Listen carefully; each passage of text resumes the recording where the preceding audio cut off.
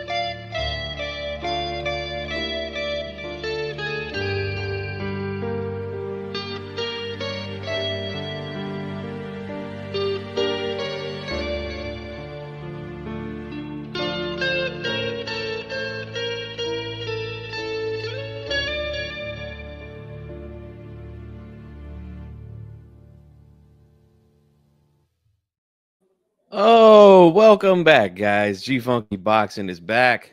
Thank you all for joining. Thank you all for joining. I know a lot of you are busy with your holiday today. For me, it is one that I do not do, so that's why I'm here. But I want to thank you guys. Whoever's going to be here, I might be here for a little bit. We'll see how many people pop up. I'll put the link, as you guys can see in the title. You know, this is something that I never do here on this channel. Only on this day every year do I do something like this. But real quickly, before I get into anything, I want to let all my subscribers in Sacramento in the Northern California region, I will be doing a live podcast from Mr. Tequila Sports Bar and Grill in Rancho Cordova next Saturday for El Vaquero Navarrete versus Oscar Valdez. Guys, you can see there on the flyer. It's a great place, huge place. You can see that it's plenty of TVs there, 40 HD TVs, guys. So come on down, hang out with us, and stop by the booth, man, while we're doing the show, and say hello. you know, but you know, there's a lot that's happened since the last time I was here. Man, I can't remember the last time I went live, man. Oh, guys, life, you know, you get busy. Let me check, man. Let me see, so I could kind of look and see what has happened since the last time I was actually on. Oh, I did a show for, that's right, Jake Paul, Mike Tyson. That's right. Boy, that was really something, huh? We'll get into that in a minute. Puerto Rican Rum, what's up, man? Haven't seen you here in a while. Good to see you. He says, what do you think of Turkey buying the Ring magazine? You know, I don't really know what to think of that, man, to be quite honest with you. Could it be something where, you know, he's trying to shake things up within the boxing organizations? And what I mean is like sanctioning bodies, possibly. We'll have to wait and see. It's been a while since I've actually read a Ring magazine. But we'll see, man. We'll see what happens. Bruce Gass, Boxing, Jazz, and more. What's up, man? Thanks for stopping by. I don't know if you're still here or not, but I appreciate you stopping by anyway and saying what's up. So yeah, let's talk about this briefly, man. What was it? 60 million people watched Jake Paul versus Mike Tyson. Let me double check that though. But from what I seen from Netflix Twitter account, it says 60 million households around the world tuned in to watch Paul versus Tyson. That's a big, big audience, guys. Now that's a good thing, right? Um, they were saying something like 50 or something million watched when Amanda Serrano and Katie Taylor fought. There's a lot of talk about that fight as well. Not just amongst the diehard and hardcore boxing fans, but the casual and mainstream fans that tuned into this event and watched it. They had a lot to say about the results of that fight. They wait a minute, guys. I don't think I'm on my. Yeah, I'm sorry, guys. Let me. Jesus, I was on the wrong microphone, guys. See, this is what happens when you don't go live that often. Let me double check though. Give me a second, guys. Okay.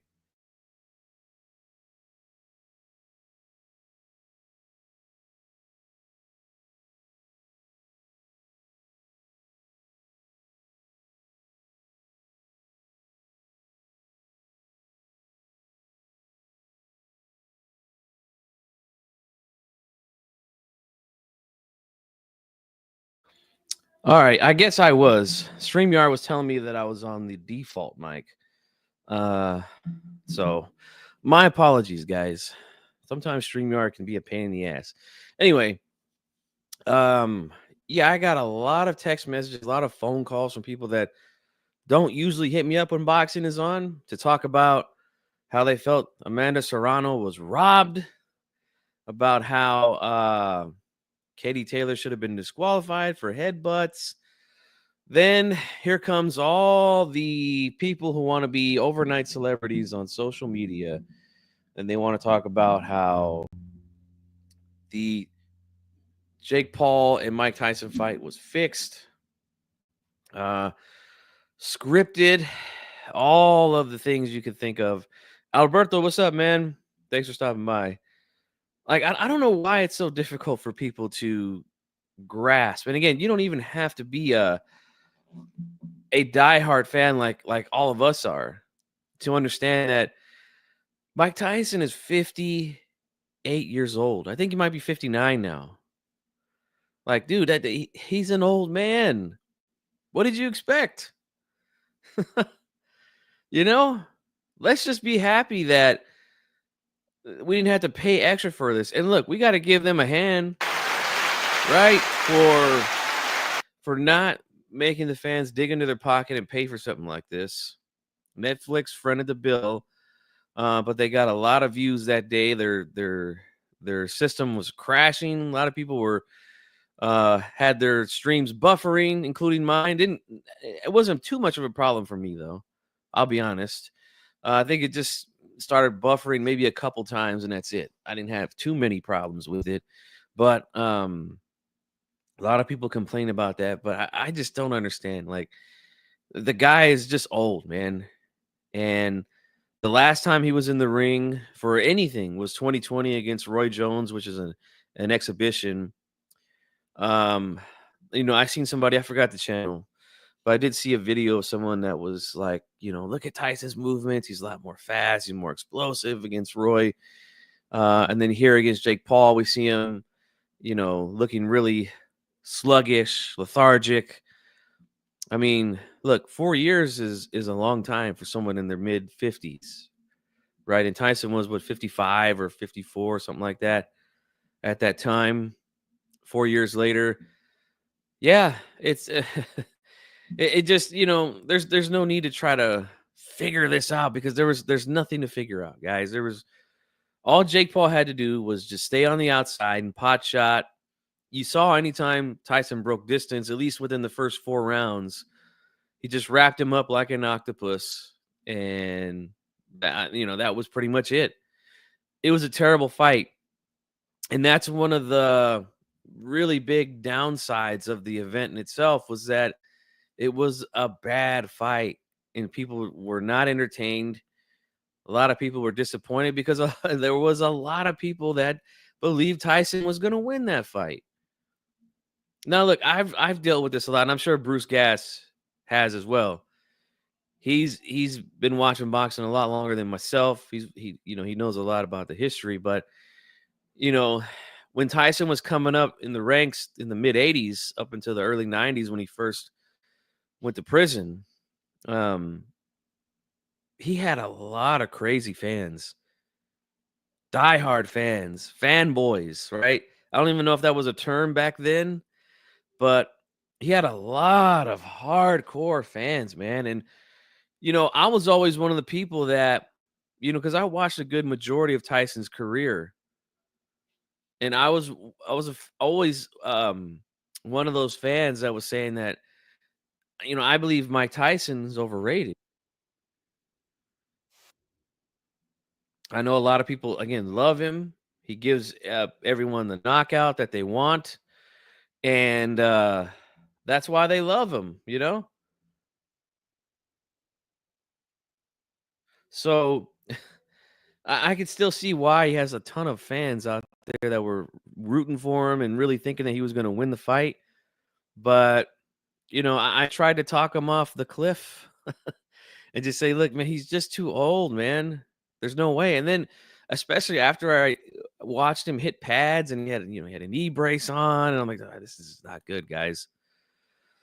But look, there was a lot of pros and a lot of cons to the event. I hope that because so many people watch the event, Netflix decides to pick up more boxing events. Now, I've heard through the grapevine that they are in talks with um another established boxing promotion, American promotion that is. Give me a second, guys. And there could be a deal made where this promotion would be showing their cards on Netflix. Let's hope that that's the case, guys. And that a good majority of those people that watch will watch these other events as well. We need a big platform with a lot of eyes. We got a guy, and somebody asked me about Turkey buying the Ring magazine earlier.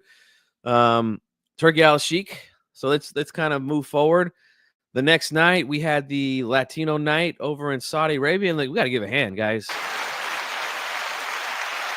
That was a fantastic card, man. I really enjoyed that card. All the fights were really, really good, except for Barbosa versus Jose Ramirez. And shout out to my guy Jose, man. You guys know I support Jose. What he does outside of the ring, I think he's a fantastic fighter as well. But yeah, he's definitely not what he used to be, man. Um, he just can't pull the trigger like he used to. And look, every father time is undefeated, guys. We all know that. But that fight was kind of killed the momentum of the card, man. We had some really good fights leading up to that. The Duarte fight, I forgot who he fought, some guy from Uzbekistan or something. That was a really good fight, back and forth. Oscar Collazo, the fantastic Puerto Rican champion down at the lower weight classes, put on a show. Then we had the William Cepeda versus Tevin Farmer, which was a fantastic fight, man. Credit to Farmer, man. He came to win, man. He came to win that thing. And I thought he was going to use his legs, be a little more defensive, but no, man, he was there to try to shake things up, man. And he stood in there in the pocket for a majority of the time with Cepeda,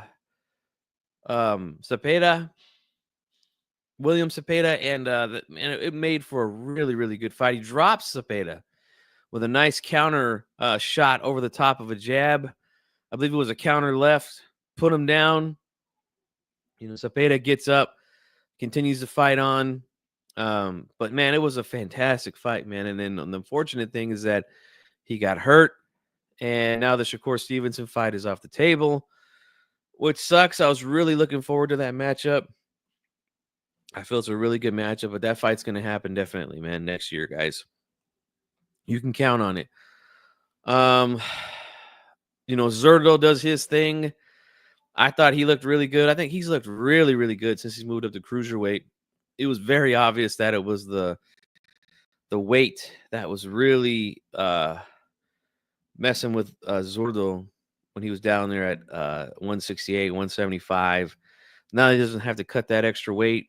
He's looking really, really good. And he is now the unified champion at cruiserweight. There's talks of Jayo Pathaya possibly next. I don't know. There's another champion out there. Cruiserweight's one of those divisions, kind of an obscure division. Really not a lot of big names there, except for Zurdo and Opataya right now. So I think there is another champion there. I don't know who he is, to be quite honest with you.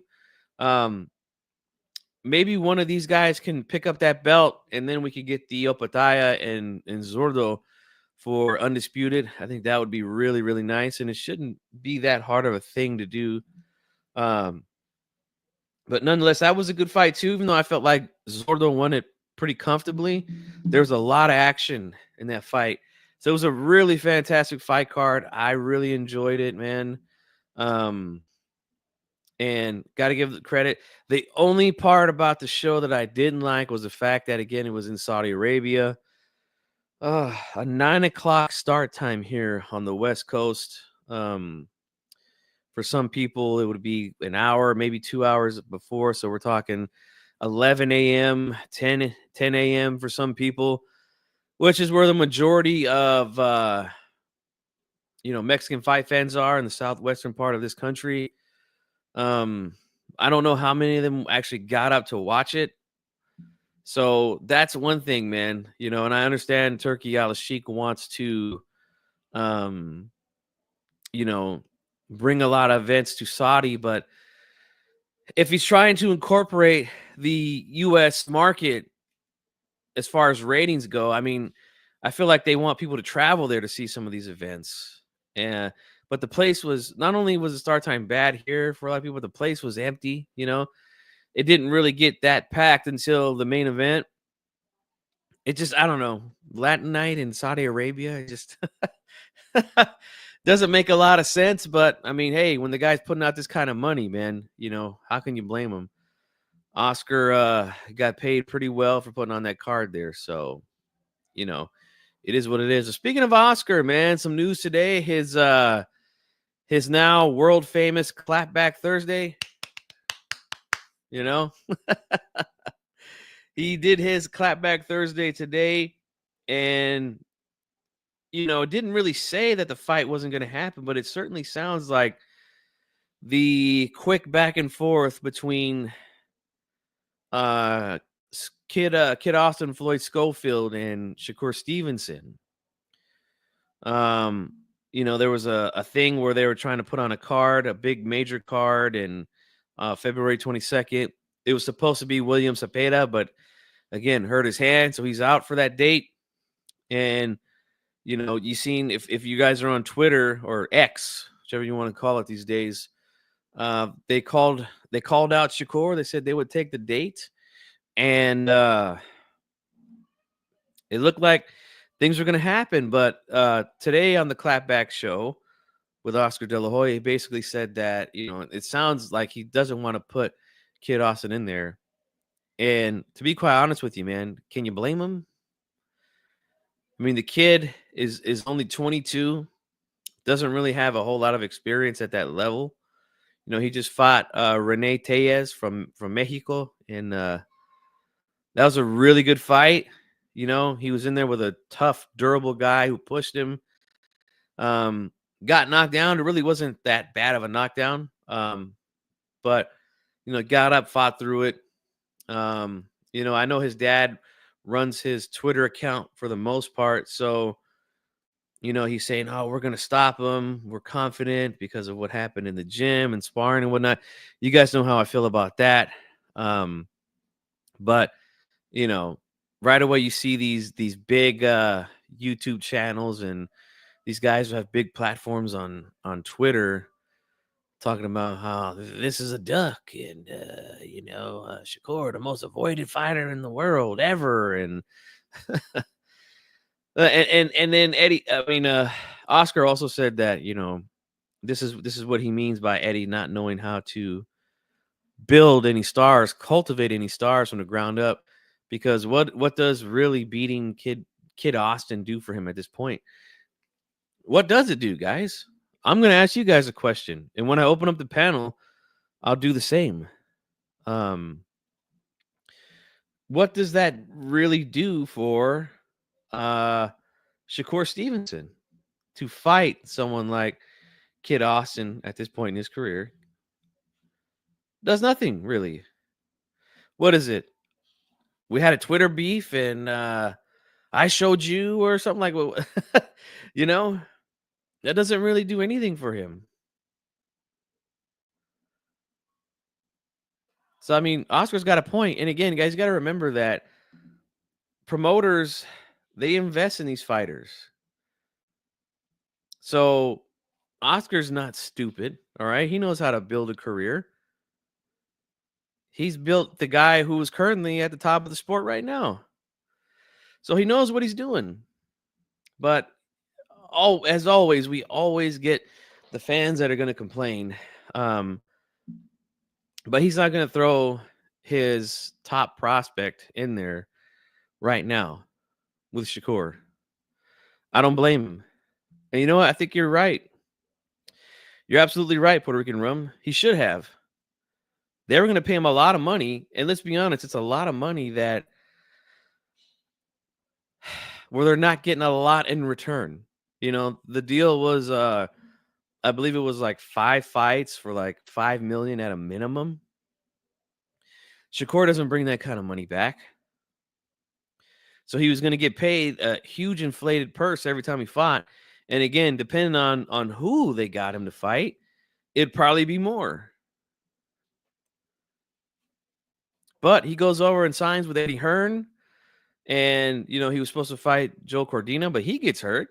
Funny how when he gets hurt, no one calls it a duck. But hey, he gets hurt, right? That fight gets canceled. Now he's got no dance partner. He's supposed to fight William Cepeda. He gets hurt.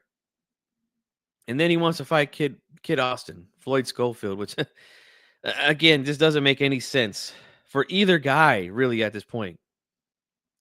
Shakur's a world champion. He's looking to fight the big names in the division. Schofield, he's just not ready right now. It's very clear that he's not ready yet. That doesn't mean that he's not any good, but he's just not ready for that type of step up yet. And no promoter would do that, man. None. Somebody that I know here in Sacramento who's at 140 pounds, who's the same age as Kid Austin, 22 years old, Kane Sandoval. He is signed to 360 Promotions with Tom Loeffler. And he's been placed actually pretty tough this year. His last fight, he fought Romero Duno, who's from the Philippines. Guy's known for having heavy hands, good punching power. He fought another veteran in Javier Molina earlier this year. But even he's not moving someone like Kane, who's one of his top prospects right now, who's actually ranked pretty high, I think, in that division. Let me take a look real quick and see where he's ranked. I thought I seen him ranked pretty high, but I'm gonna double check, guys. I know Kane's got a fight coming up. He's gonna be announcing real soon. Maybe I'll go back down to the gym, hang out with him for a little bit. See, right now, Kane Sandoval, 14-0 with 12 knockouts. So he's been getting a lot of knockouts. He's been stopping a lot of guys. And again, he's been put in tough. Okay, so here's who we fought this year, 2024. Javier Molina was the first guy to take him the distance, but he won a unanimous decision. His next fight, he fought Angel Rebollar, who's really, really good, tough guy. Beats him in a UD, and then he fights Romero Duno back in August and stops him in 6 rounds. His world ranking right now is In the United States, he's ranked number 16 at super lightweight. World, he's ranked 43. And that's out of 2,000 fighters in the division. But it's not like they're trying to put him in there with one of the champions right now. That's exactly what they're trying to do with Kid Austin. Let's look at Floyd Schofield. Where is he in this division? Let's take a look. And again, guys, links in the chat if anybody wants to jump on. And again, anybody's welcome. Just behave yourself, okay? If you do any stupid shit, you're out of here. You're gonna get kicked out. You won't be allowed to be on the screen. I'm gonna block, so you won't be able to do no weird shit.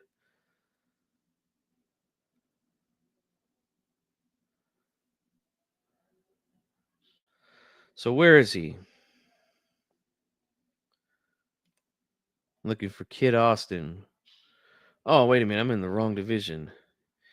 He's a lightweight.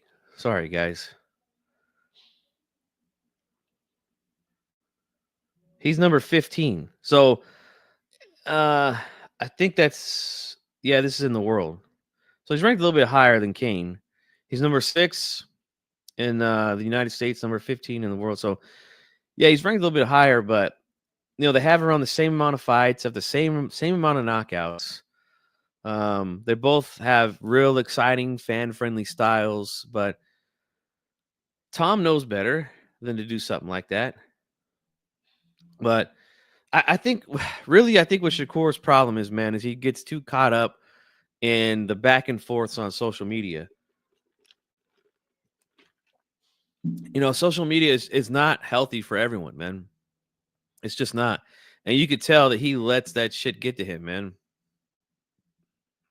Like, didn't he have on his last fight, he had Twitterson on the back of his trunks instead of his last name? Like, that's how wrapped up and caught up he is in this shit, man.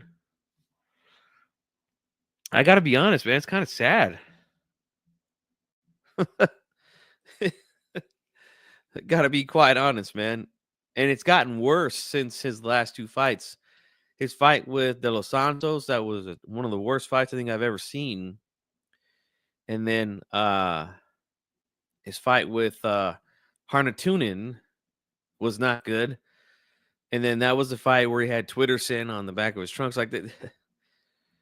It just doesn't make any kind of sense, man. I don't know if Turkey Al-Sheikh was even interested in paying for that fight or not. Him in Floyd Schofield, but there's got to be something better for this guy, But we'll see what happens, man. I don't like the fight though, but let's move on to another interesting topic that I want to talk about that just happened yesterday. My buddy Dave Duenes, aka 97 Rough, sent me a tweet, and it's from Teofimo Lopez, right? And he says here, we sent reasonable offers to fight both Team Haney and Team Kambosos. Both have declined. If you don't believe it, ask Top Rank and Bruce Trampler. He tagged them on X. And then he goes on to say, you bums on that. I'm not sure what this stands for. He put something there. And then somebody asked him here, what's a reasonable offer, right? So Teofimo answers and says, 2.4 million guaranteed and a 55-45 split on pay-per-view shares, which I'm assuming is probably in his favor. Doesn't say here, but let's just assume that it's in his favor, this 55-45 split on pay-per-view shares. First of all, okay, those 2 fights, right? If he was either fight Haney or Kambosos, they don't do shit as far as pay-per-view sales go, guys. Let's just be honest, okay?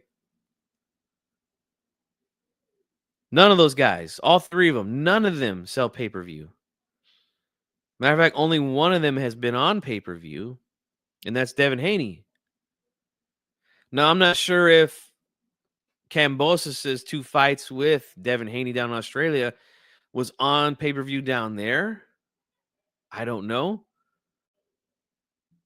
But it wasn't on pay-per-view here. That's for sure.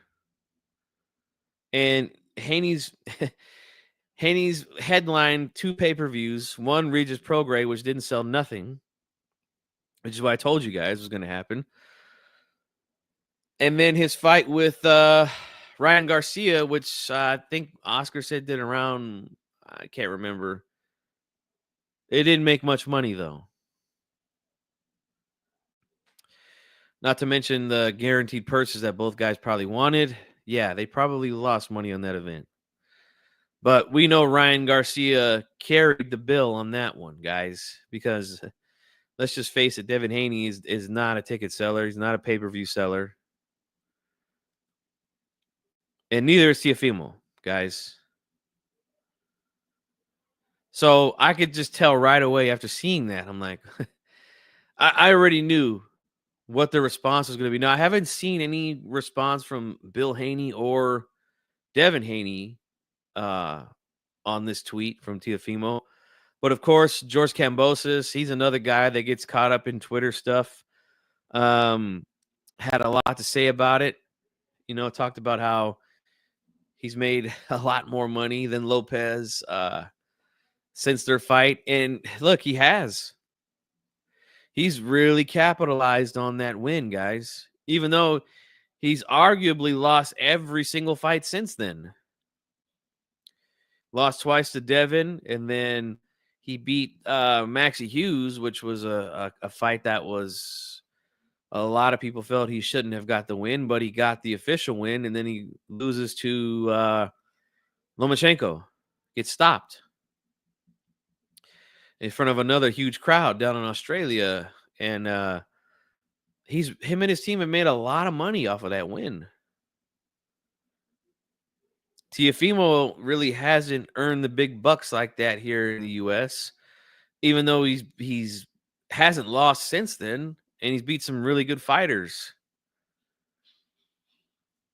And that guys, that tells you all you need to know about how the business works, right?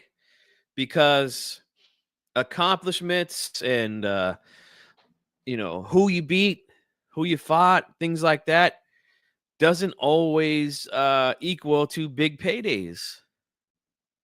It doesn't. That's proof right there.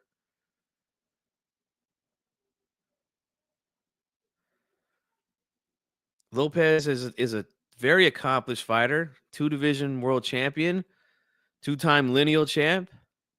Should have been undisputed at lightweight. WBC fucked that up. But he's very accomplished. But has that earned him huge paydays in boxing? No, it hasn't. If anything, he's been very vocal about what he feels he's being underpaid, right? And the narrative is, Top Rank, they don't like to pay their guys. That's why fighters always leave. I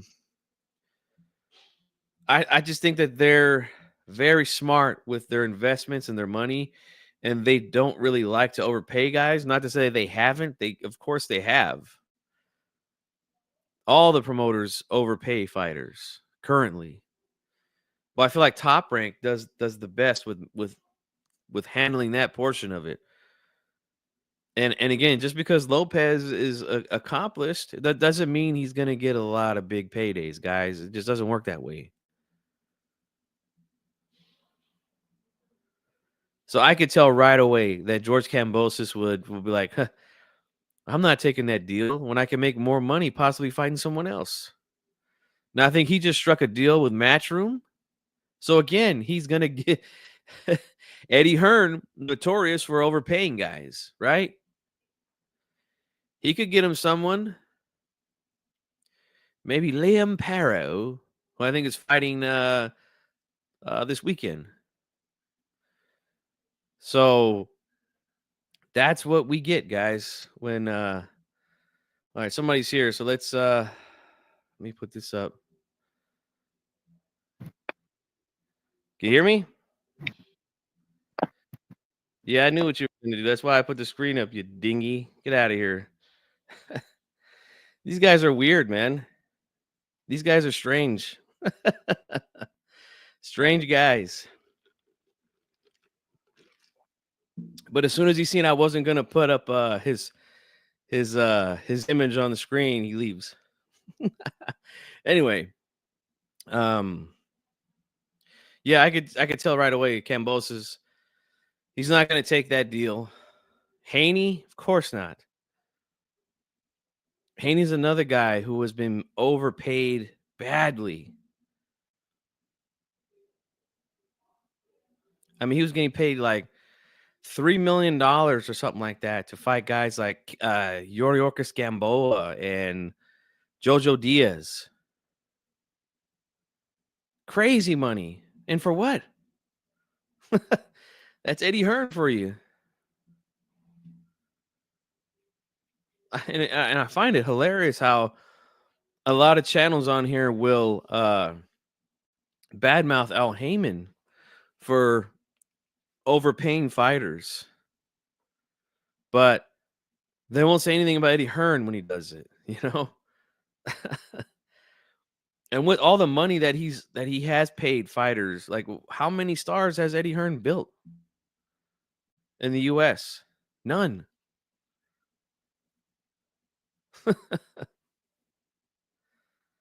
So that offer, 2.4 million guaranteed, and then back in pay-per-view. Either one of those pay-per-view fights, whether it's Cambosis or Haney versus Lopez, they'd be lucky to do 50,000. They would be extremely lucky to do a number like that. It wouldn't sell, guys.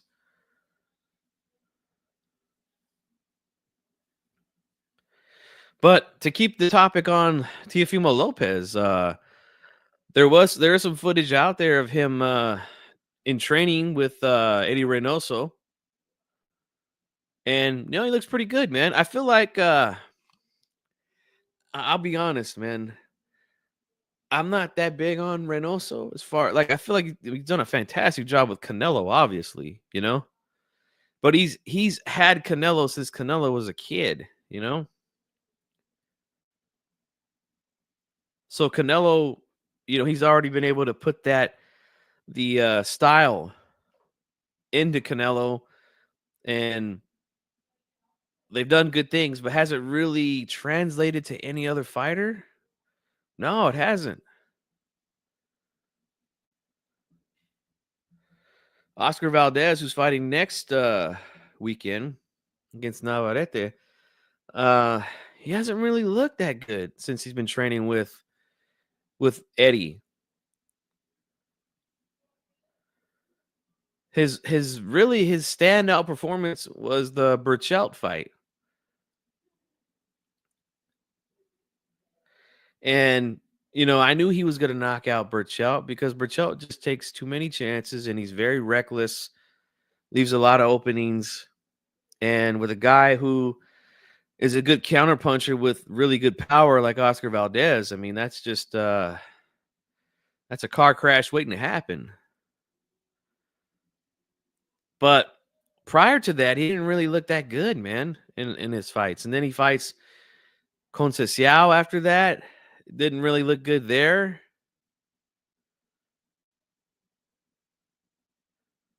I mean, and he lost to Shakur in a fight that really wasn't that entertaining.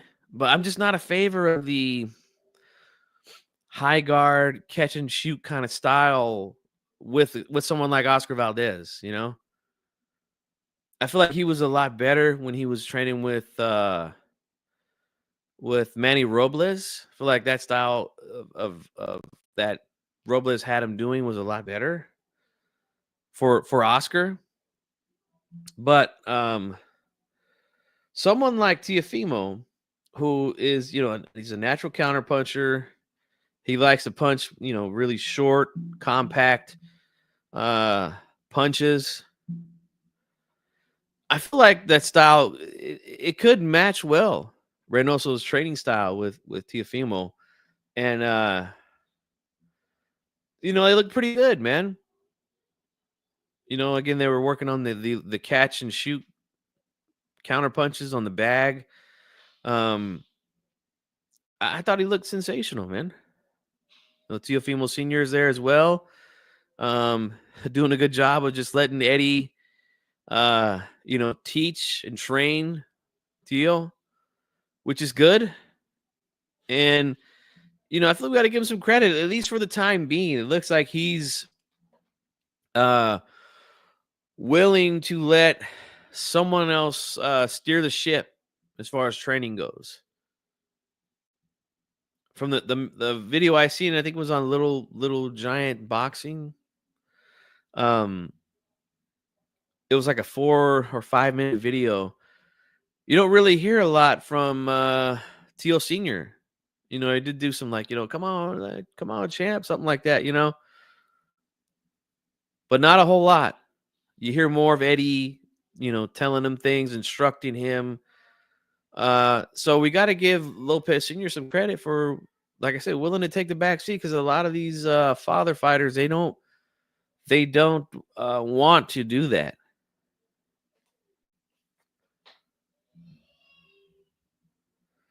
They don't want to take the back seat, man. Out front and be loud and be the life of the party. So we'll see how that pairing works out, man. We'll definitely see. But that little short video that I seen today, he looked good, man. He looked really, really good. So let's talk about this weekend, man. Let's see. This weekend we got a fight coming up. Who is it, guys?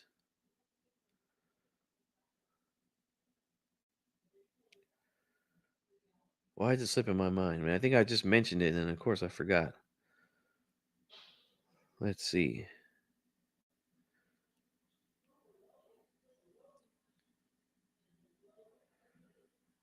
Gosh, I'm sorry, guys. Is there a fight this weekend? Man, I've been so busy, man, with other stuff. I can't.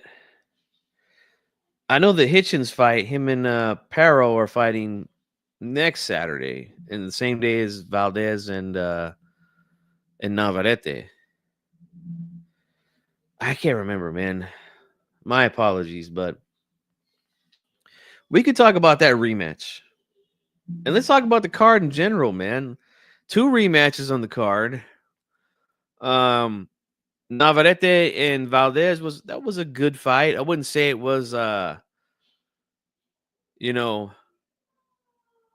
great fight, but I feel it was a good fight. It was a fight that, Navarrete clearly won. We'll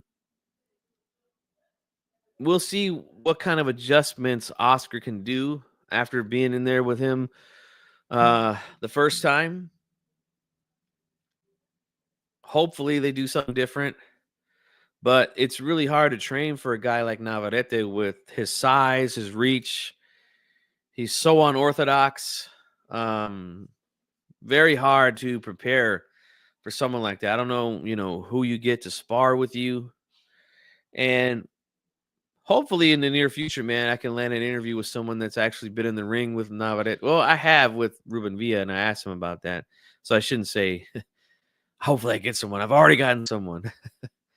But yeah, it's very difficult to prepare for this guy. But they have to do something different. He can't just come in high guard and try to catch and shoot. I feel like with someone like Navarrete, if you could get him going backwards, he's far less effective. So I would say, work more behind the jabs, especially to the body. Shoot more jabs downstairs, man. Attack his body where, he's kind of soft down there, man. He looks like one of those guys, like kind of like Mikey Garcia. He didn't really have a lot of tone and definition down there on the abs. Maybe he doesn't do sit-ups. I know there's quite a few fighters that don't. They just, make weight. They just spar. They don't do like any strength and conditioning, which is how it used to be for a really long time. But I would say, yeah, attack him downstairs a little bit, especially with the jab, back him up. I don't think he can fight very well going backwards. Oscar's got to be more aggressive instead of just trying to play the counter punch.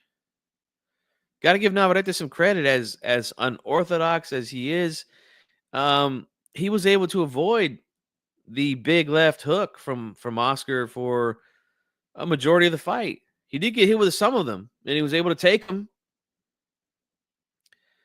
But Oscar's definitely got to make an adjustment, man. We'll see if Eddie Reynoso can make an adjustment for him in the strategy for this rematch. But yeah, I'm looking forward to see what they do differently there. I think Navarrete is probably going to just be Navarrete, the wild cowboy that he is.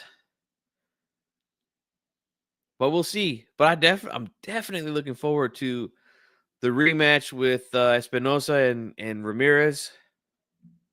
That first fight was fantastic, man. Espinosa, he looked like he wasn't gonna make it, man, early in the fight. He was looking he got hurt, he got dropped. I forgot what round it was he got dropped in, but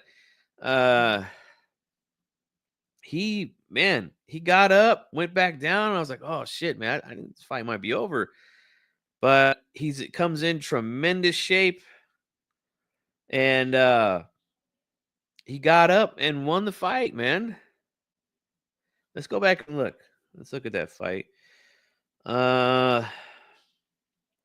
Espinosa was down in the 5th. So in the first half of the fight, he goes down hard and gets up. And not only does he, bank several rounds after that, but he drops Ramirez in the 12th round. I think it was in like the final minute of the fight. And Ramirez was lucky to survive that, man. He was hurt bad and exhausted. The official scorecards were 113, 113, 114, 112, and 115, 111 in favor of Rafael Espinosa. So it was a damn good fight. A lot of drama. Gosh, this guy is listed as 6'1" at 126 pounds. Unbelievable. But El Tren Ramirez, since then, he's fought one time this year, and he got a knockout in the 7th round. So now he's looking to get that revenge. This is a fight that I'm really looking forward to, man, because I think it's going to be fireworks again. Ramirez as well as David Morrell, in my opinion, are they're trying to get rid of that narrative that the Cuban fighters, they just fight with an amateur style. They just quote unquote run around the ring, right? These are two guys that are aggressive. They look to hurt their opponents and get them out of there, man. Even Arislandi Lara has sat down on his punches a lot in the last few years. So these guys are trying to kill that narrative amongst the fans and boxing writers. So I think he's going to come out more aggressive and try to get the stoppage as well. Espinosa, he's a really good fighter. He showed a lot of heart, toughness in their first fight. According to our good friend, Coach Gogi, who trains fighters down in Mexico, Espinosa is another guy that he knows that trains at high altitude down there in Mexico. Those guys come in tremendous shape. So when you fight this guy, it's going to be a long night at the office. He ain't going nowhere, man. When you get in that good of a shape, you're prepared to go 12 hard rounds, and when you're in that good of shape, you can get back up and continue fighting like you did in the first fight. So I anticipate another sensational fight. I can't wait for that fight card, guys. And again, if you're in the Northern California region, guys, here's the place to be. Mr. Tequila Sports Bar and Grill. There's the date and the address down there. It's a fantastic place, guys. If you're in the area, Northern California, Sacramento, we will be at 12401 Folsom Boulevard, Suite 111 in Rancho Cordova, guys. Saturday, December 7th. I'll be doing a live show from there, and you guys can come and watch the fight and hang out with us, man, and enjoy. They got a full bar. They make some crazy drinks, guys. This flyer here I took from this picture that's on the flyer here. I took it during the Canelo Berlanga fight party that we had there. And you guys can see the place is packed. It can hold a lot of people. Hundreds of people, guys, can fit into this bar. It's a huge place. And you see all those TVs. On the back side of those TVs are more TVs.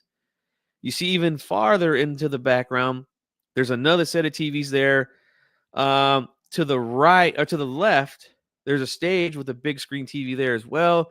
And then to the left, there's the bar, and they have TVs behind the bar. I mean, TVs are all over the place. There isn't a bad place to sit to watch the fight. So this is going to be a fantastic fight card, guys. Come on out and hang out with us, all right? It's going to be fun. But I can't wait. Can't wait for this one, man. It's going to be a good fight. Good card. The other card, that's going to be on the zone. Richardson Hitchens versus Liam Parrow, who is, I believe, a champion in that division. Yeah, he is a champion because he took the belt from what's his name? Subaru Matias, right? Let me double check. But I think this is for a belt, if I'm not mistaken.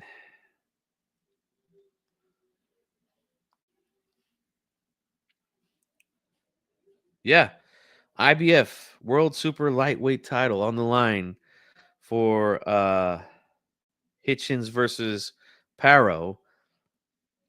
And I'll be honest, guys, not really looking forward to this one. I mean, of course, I'm going to watch it. I'm going to have to come home and watch it because we will be watching the other card that is on that night on ESPN. Richardson Hitchens, man. Let's just take a look here real quick at his he's 18-0 with 7 knockouts. He's known for being a boxer, counterpuncher, defensive type guy. His fight against Jose Cepeda was terrible, guys. Just terrible. But he does get the win there. He fought Gustavo Lemos, who just lost to Keyshawn Davis. That fight was actually interesting. As Lemos put the heat on, we saw a lot more defense and a lot more holding and less punching from Hitchens down the stretch of that fight. A lot of people felt like he might have gotten a gift decision that night. Either way, it was a terrible fight. Not a very good fight. But he does get the win. Let's look at the scorecards. So one judge, Tim Cheatham, who's actually a good judge, had to fight 117-111, which is 9 rounds to Hitchens. Max DeLuca, another good judge, had it 115-113, and Steve Weisfeld as well, 115-113. All for, both for Hitchens. So they saw a close fight. I don't really agree with Tim Cheatham's card.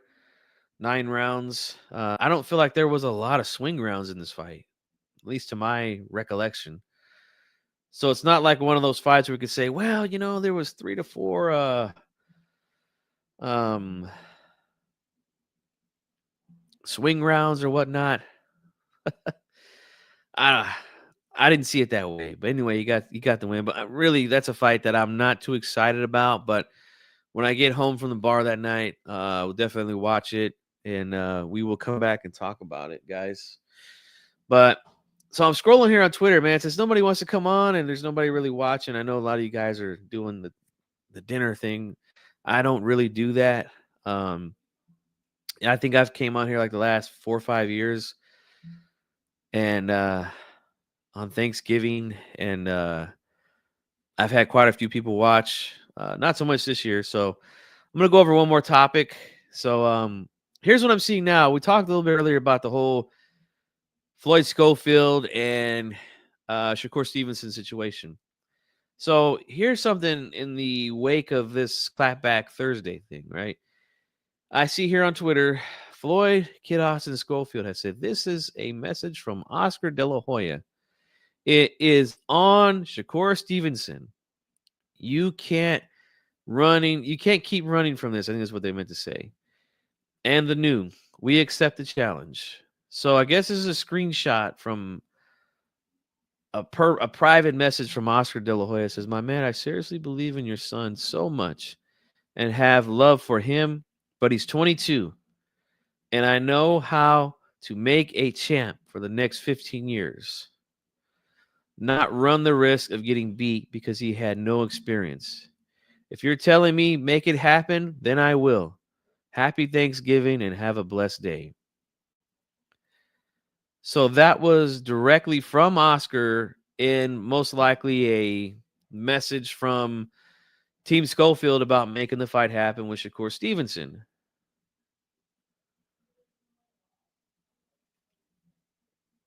Oscar's right. He knows how to make a champion. He knows how to promote and build a star, man. There's no doubt about that. He's got the biggest name in boxing he built here in the US market.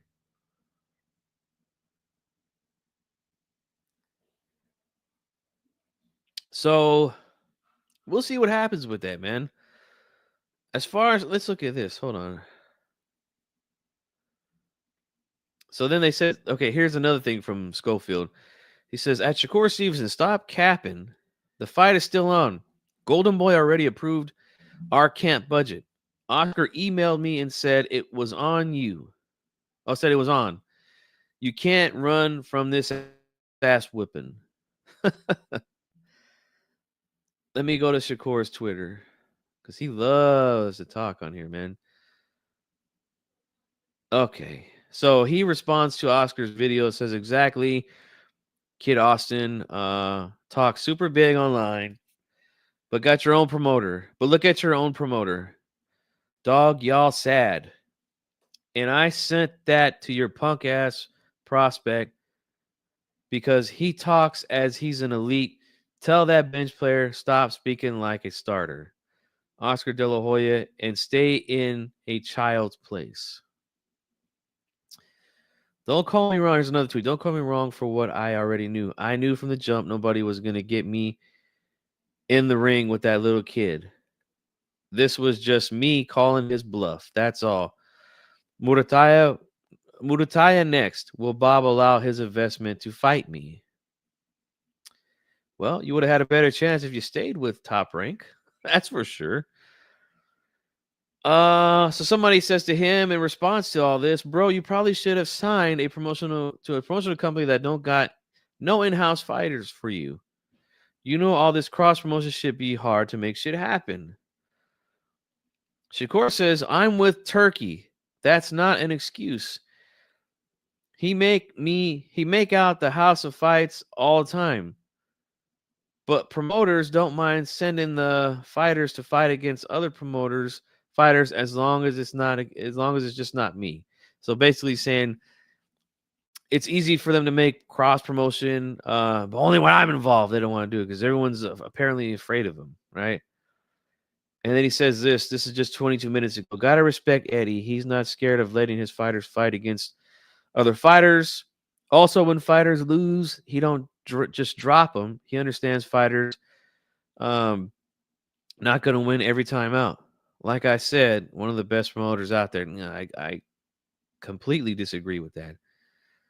The guy has got you stagnant right now, and he's got you possibly lined up to fight a 22-year-old prospect that, quite frankly, does nothing for you at this point, except maybe get you a big payday with Turkey Al Sheik.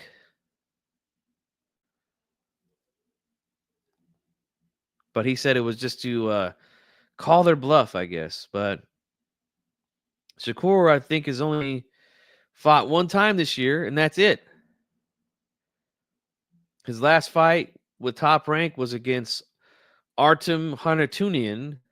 That was a unanimous decision that he won in another fight that wasn't so great. But that was back in July. He's been very inactive, guys. Claimed he hurt his hand against De Los Santos last year around this time, and then he comes back 8 months later, has a dull fight, and it looks like he's going to be out again for another 3 months. He's got no opponent. Looks like he's going to be fighting someone who's a prospect at this point. But yeah, Eddie's the best in the game. Yeah. These fighters, man, they just need to stick to training and fighting, man. This is why you hire managers, agents, publicists, things like that. You should let them handle these things. Let's see. 56 minutes ago from Floyd Schofield. The fight will continue, and I am unwavering in my support for my son. So I guess this is senior typing. Regardless of who believes in us, we have overcome immense challenges to reach this point. Why would I hinder my son's pursuit of becoming a world champion?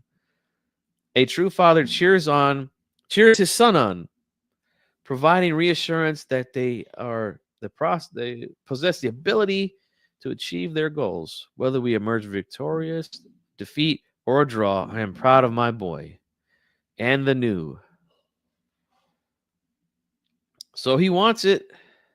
Looks like Oscar is willing to put it on. He says, if you believe it, then let's go out and achieve it.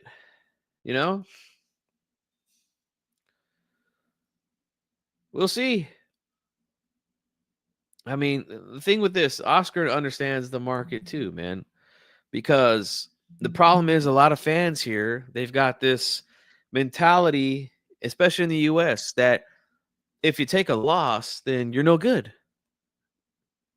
You're a bum. You're overrated. That mentality, it's got to stop, man. If you're one of those fans out there that loves to cry about shit all the time, about fights not getting made and whatnot, but yet when the fights do happen, someone's got to win and someone's got to lose. So you take the loser and you throw him in the trash. That's got to stop, guys. You have to show support. If you love this sport like you say you do, support these fighters, man. And then the fights will happen.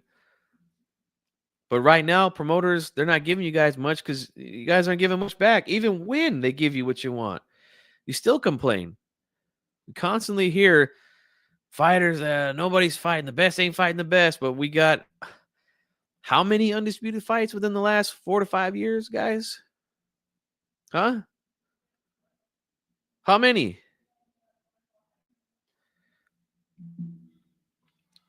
A lot. A lot, guys. Too many, to be quite honest with you.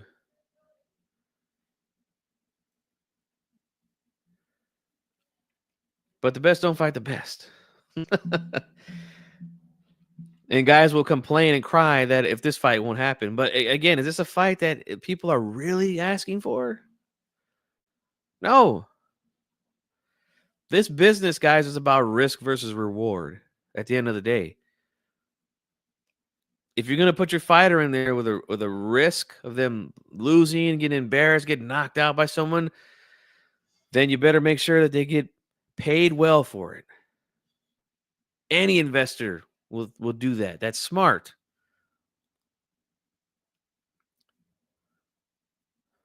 And I want to mention this because I'm going to go, guys, because nobody's hopping on and nobody's really watching either. I've had luck the last couple of years, but this year apparently not. And it's all good. I understand, guys. Maybe I'll come back tomorrow and we'll do another live show. But Benavidez versus Morel is official, guys. Let's give them a hand. And once again, another duck narrative bites the dust. Ow! Like I told you guys, man, these fighters aren't scared to fight. I don't know how many times this has to happen for you guys to understand that.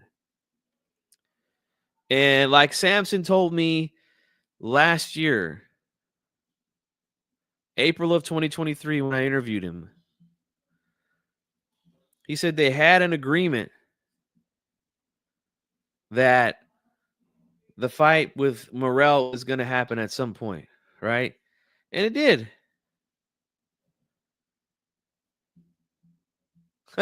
Which fights? 2014. That's a long time ago. But let me know which ones you're talking about. But anyway, look, here's the thing, guys. We know what crowd this is coming from when they were saying that Benavidez was scared to fight David Morrell, right? We know what crowd that's coming from. The same crowd that constantly puts up roadblocks in front of a guy like David Benavidez to fight their favorite fighter, right? That's what it is. Now, ever since 2023, right, when Benavidez stepped up his level of competition, right, takes on Caleb Plant, Demetrius Andrade, moves up to fight Vostik at light heavyweight. He's doing all the things that these fans said that they wanted him to do, right? He needs to start fighting the other guys in the division. Well, he does it. Beats them. Well, he's really just a weight bully. He needs to move up. Fight one of those guys. Well, he does. He moves up. Beats him. Then it's, oh, well, he ain't trying to fight David Morrell. He's scared. Morrell's the boogeyman. Well, guys, the fight is official. It's going to happen. And you guys are wrong. Again. You guys are wrong again. Unfortunately. For you, not for me. But maybe you should listen to channels that are outside of your circle jerk, You guys only want to hear channels that are going to tell you what you want to hear, not the truth. Over here, you're going to get the truth.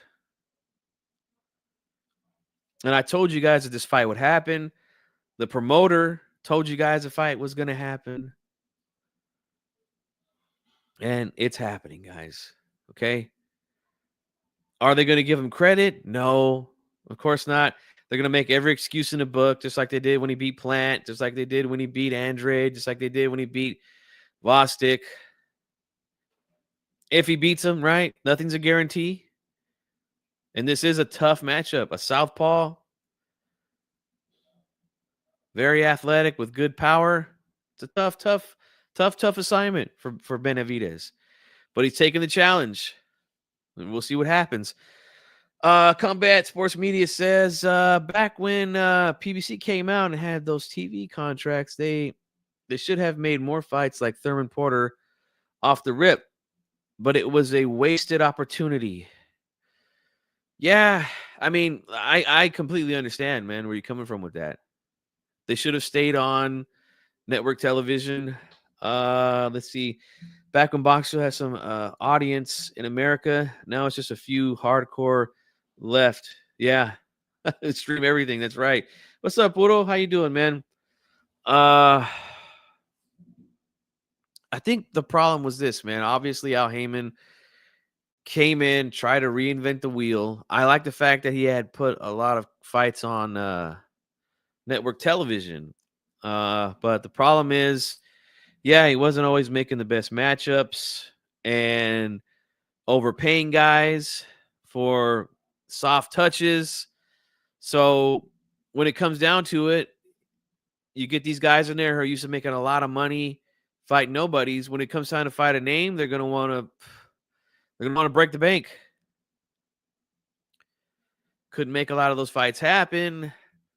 Lost a lot of network deals, and now PBC is where they're at now, where I think they only had like 5 shows this year, which is fucking terrible. But they've built a couple of pay-per-view cards for next year. Morel, Benavidez, and Tank versus Roach are both going to be pay-per-view cards. I think they have something. Did I read something about Elijah Garcia is going to be fighting? God. Oh, Gachet? Terrell Gachet? I think that's on a non-pay-per-view PBC. I think it's like January 10th, I want to say. Let me check. It's a Friday, so that might be the date. But I thought I seen something like that.